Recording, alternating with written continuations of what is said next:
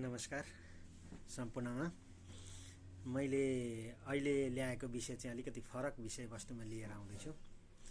यहाँ सम्पूर्ण नेताहरूले पुराना टेस्टेड भइसकेकै नेताहरू भन्छु म। अरूले अब जसले काम गर्न पाएका छैनन्, नेतृत्वमा पुगेका छैनन्, उनीहरूलाई त अहिले मैले के भन्नु। मैले यो विकास गरेँ, मैले त्यो विकास गरेँ, मैले यहाँ यसो गरेँ उसो गरेँ भन्ने कुराहरू धेरै सुन्नमा आयो र उहाँहरूले भन्ने गरेको कुराहरू के विकास गर्नुभयो भन्ने कुराहरू म अलिअलि उदाहरण नै दिन चाहन्छु। काहीँ बाटो थिएन, बाटो सडक यति मिटर चौडा बनाएँ, त्यसलाई यहाँ मैले पिच गरेँ, त्यो बाटोमा मैले पिच गरेँ। अर्थात् कुनै नगरलाई हराभरा बनाएँ भन्ने कुराहरू उहाँहरूको धेरै सुन्नमा आयो। काहीँ भ्यू टावर बनाएको कुरा आयो, काहीँ के बनाएको कुरा आयो। तर मैले एउटा विकास त्यो जे जति काम भए पिच बाटा बने त्यो उहाँहरूले गर्नुपर्ने दायित्व थियो होइन र? त्यो त उहाँहरूले आफ्नो पकेटबाट आफ्नो आय स्रोतबाट त पक्का बनाउनु भएको थिएन होला। पिच बाटो त बनाउन मैले देखेको एउटा व्यवसायीले, जसले प्लटिङ गरेर, रियल इस्टेट व्यवसायीहरूले जसले प्लटिङ गरेर जग्गा बिक्री वितरण गर्दै हुनुहुन्छ, उहाँहरूले त्यो प्लटिङ गरेको ठाउँमा पनि पिच गरिदिनु भएको छ। अब के उहाँहरूले विकास गर्नुभयो त्यो ठाउँको भनेर भन्ने? त्यो पिच गर्नेमा अथवा एउटा भ्यू टावर बनाउने, भ्यू टावर कहाँबाट बन्यो? हामी जस्तै सर्वसाधारणको करबाट उठेको पैसाले बनाएको होला। पक्का पनि उहाँको आफ्नो निजी स्रोतबाट त भ्यू टावर बनाउनु भएन होला। यदि विकासै गरेको उदाहरण दिने हो भने यो हाइवेमा अथवा ठुला सहरहरूमा बनेका राम्रा चिल्ला बाटाहरूमा काहीँ गरिब जनता अथवा मजदुरहरूले साइकल कुदाउन सक्ने ठाउँ, साइकल कुदाउने मिल्ने लेन बनाइदिनु भएको छ। ती साइकलवालाहरू, साइकलमा हिँड्ने ती गरिब जनता, आम सर्वसाधारणहरूले कति शास्ति खेपिराखेका छन् तपाईँहरूले त कहिले महसुस गर्नुभएको छ? एउटा पैदल यात्री, हिजो अस्ति भर्खरकै म कुरा गर्छु, म उता कञ्चनबारीमा बाटो क्रस गर्ने क्रममा गाडीले ठक्कर दियो पैदल यात्रीलाई। हो, त्यो बाटो क्रस गर्ने ठाउँ खोइ? काहीँ आकाशे पुल बने, काहीँ केही बने। यहाँ आकाशे पुल बनाउने कुरा आयो, विरोधको कुराहरू आउँछ। अब जाउँ अर्को सुशासनको कुरा हेर्नुहोस् एकचोटि।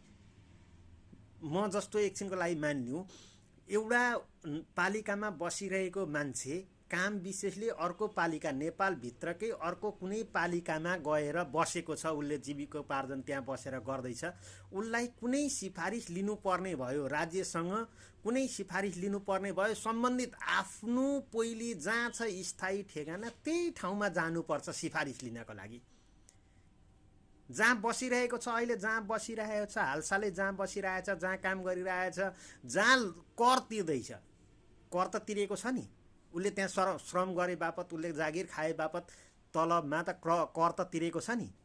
त्यो कर त सम्बन्धित पालिकाले त पक्का उठाएन होला। जहाँ काम गरिरहेछ त्यहीँको पालिकाले लिइरहेको छ भनिसकेपछि सिफारिस दिन चाहिँ ऊ आफ्नो जहाँ स्थायी ठेगाना हो त्यही ठाउँमा जानुपर्ने बाध्यता किन?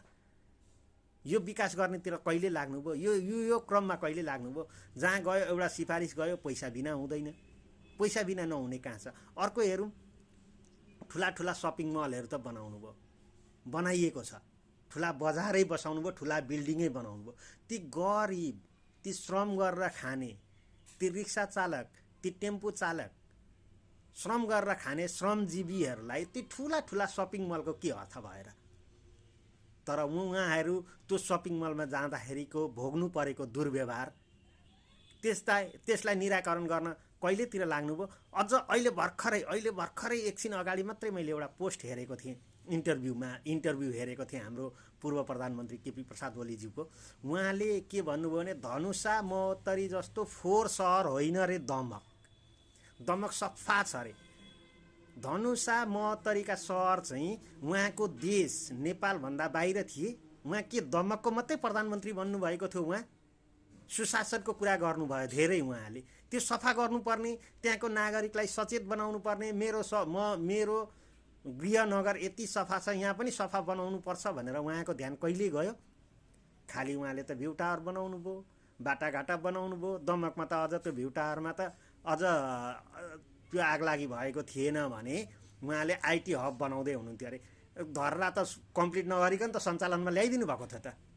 आइटी हब बनाउनै थियो भने त्यो कम्प्लिट पहिलो तल बन्ने बित्तिकै आइटीको कुरा राखेको भए भइहाल्थ्यो। त्यतातिर त उहाँको ध्यान पुगेन। काङ्ग्रेसका पनि अहिले परिवर्तन भएर आएका छन्। भन्ने कुराहरू आएको छ। काङ्ग्रेस पनि कम छैन, एमाले पनि कम छैन, राष्ट्रिय प्रजातन्त्र पार्टी पनि कम छैन। उहाँहरू सत्तामा पुगिसक्नु भएछ। त्यति बेला चाहिँ के हेर्नु भएको थियो यी मधेसवादी दलहरू? उहाँहरू त पटक पटक पटक पटक पुग्नु भएको छ, हरेक सरकारमा पुग्नु भएको छ। उहाँहरूले के हेर्नुभयो? जनताको पक्षमा कहिले कुरा बोल्नुभयो? यी साना साना कुराहरू कहिले बोल्नुभयो? र तपाईँहरूलाई अहिले हामीले के आधारले तपाईँहरूले गर्नुहुन्छ भन्ने आधार के त? के आधारले तपाईँहरूलाई मत दिनुपर्ने हामीले? एकचोटि प्रश्न राखिदिनुहोस् न है।